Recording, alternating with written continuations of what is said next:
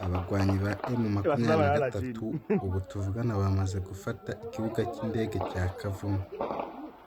Umva aka kantu. Mbega ikibuga cy'indege cya Kavumu kabisa. Kavumu tombe. Mbega Kisekedi mani muhamahoro n'imigisha kabisa. Arambe ku perezida mpaka tugeze Kinshasa. Hazaveho ukundi.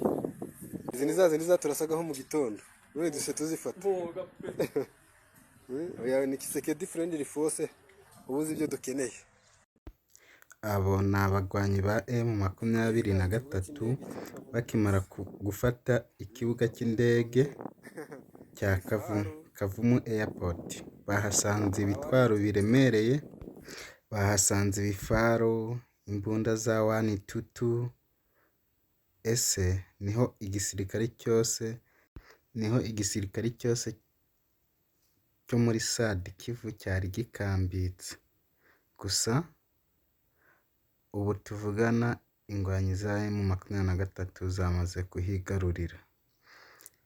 Ku munsi wa none mu masaa 6 saa 7 nibwo ingwanyi za M23 zari zimaze kuhigarurira. Uyu ni umugabo wafashe ikibuga cy'indege bamwita Cisco Ariel ndamukunda.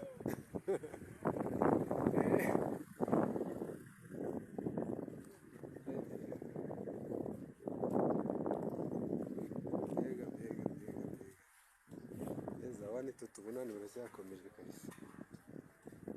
Bunani buracyakomeje.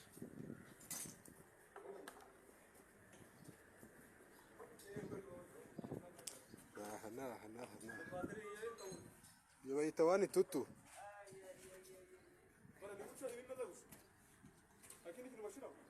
Oya ni compare loading iri nyuma. Izi ni za zindi zaturasagaho mu gitondo. None duse tuzifata. Oya ni Kisekedi friendly force. Ubuze ibyo dukeneye.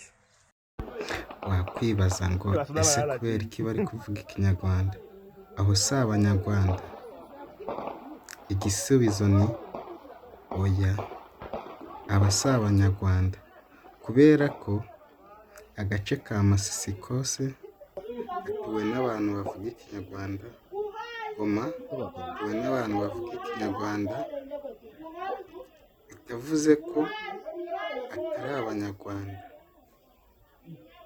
Aba ni abanyarwanda.